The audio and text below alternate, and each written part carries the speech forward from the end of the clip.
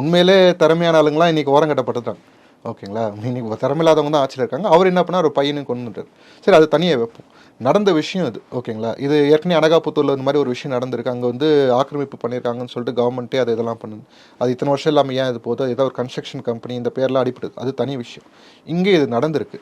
இது அதாவது தமிழ்நாடு வந்து ஒரு குடிசை மாற்று வாரியம்னு சொல்லி ஒரு விஷயங்கள் இருக்குது. பல வருஷங்களாக அது இயங்கிட்டு இருக்கு. எனக்கு தெரிஞ்சு ஒரு 50 வருஷமாக இயங்கிட்டு இருக்கு. இன்னமும் குடிசைகள் இருக்குது, அதில் நம்ம மாற்றுக்கிறது கிடையாது. இவங்களுக்கு ஒரு அதே இடத்துல வாழ் உரிமையை உருவாக்குறதுக்கான வழிகள் அதே இடத்துல நான் நோட் பண்ணிக்கணும்.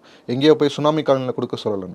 அதே இடத்துல இப்போ ஒரு பகுதி, அதில் ஒரு பாதியை மட்டும் வந்து இவங்களை ஒரு கன்ஸ்ட்ரக்ஷன் பண்ணி இவங்களை அங்கே மூவ் பண்ணிட்டு மிச்சம் இருக்க பாதியை திருப்பி கொண்டு வரலாம். அந்த மாதிரிலாம் நிறைய எவ்வளோ திட்டங்கள் செய்யலாம். அதெல்லாம் செய்யாமல் இந்த மாதிரி விஷயங்கள்லாம் பேக் எண்டில் என்னமோ அரசியல் நடக்குது. அதாவது ஆட்சி முடிய போகுதுன்னு தெரிஞ்சு போச்சு, எவ்வளோ சுருட்ட முடியுமோ சுருட்டணும் அப்படின்ற ஒரு பிளானில் தான் இவங்க போயிட்டுருக்காங்க. கிளியராக தெரியுது நமக்கு. நமக்கு வெளியே தெரிஞ்ச விஷயங்கள் இன்றைக்கி சிஎம்டிஏல எவ்வளோ விஷயங்கள் போகுது.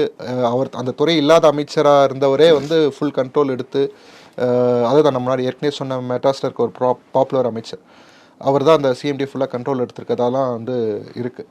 ஓகேங்களா, இப்போ இதில் நடந்த விஷயம் அந்த குடிசை எரிப்பு. உடனே தீயணைப்பு வீரர்கள் வராங்க, அது இவங்க இருக்கிறவங்களாம் அப்ரூவ் படுத்துகிறாங்க, அதை அணைச்சிட்றாங்க. உயிர் சேதம் எதுவும் நடக்கலை, அது ஒரு நல்ல விஷயம். ஒருவேளை இது ஆல்ரெடி தெரிஞ்சனால பிளான் பண்ணனால அது ப்ளக்காக பண்ணியிருக்காங்கன்னு நினைக்கிறேன். உயிர் சேதம் இருந்தால் கவர்மெண்ட் பதில் சொல்லணும் இல்லையா, அதனால் இது பிளான் பண்ணி பண்ணியிருக்காங்க. இல்லைனா இவ்வளோ வேகமாக வந்தெல்லாம் தீயெல்லாம் அணைக்கிற ஆளுங்களாம் இல்லை இவங்க. ஓகேங்களா, அதுக்கப்புறம் போயிட்டு இவங்களெல்லாம் ஒரு ஸ்கூலில் தங்க வச்சுருக்காங்க. ஸோ இங்கே தான் விஷயம் நடக்குது. என்னென்னா டிவிகே தோழர்கள்லாம் என்ன பண்ணுறாங்க, அங்கே இருக்கிற மக்களுக்கு ஒரு அடிப்படை தேவைகள், அவங்களுக்கு படுக்கிறதுக்கு பாய், ஸ்கூலில் படுக்க வச்சுருக்காங்க, ஒரு டெம்பரரி ரிலீஃப். அதுக்கு எத்தனை நாளும் தெரியல. ஸ்கூல் திறந்துக்கும்போது இவங்க மறுபடியும் விரட்டி விடுவாங்க, அவங்க எங்கே போக போகிறாங்கன்னு தெரியல. அது வரைக்குமாவது அவங்க தங்கத்துக்கு ஒரு இடம் கொடுத்துருக்கு, நல்ல விஷயம். அது அங்கே போய் படுக்கிறதுக்கு பாய், தலைகாணி, பெட்ஷீட்டு, கொஞ்சம் சாப்பாடு, இதெல்லாம் அவங்களுக்கு அடிப்படை தேவை. எரிச்சவங்க இவங்களாம் செய்ய மாட்டாங்க. அவங்க அங்கே வந்து எப்படி அப்ரூவ் படுத்துறது, எரிச்சவங்க இவங்க தான் அப்படிங்கிற மாதிரி எப்படி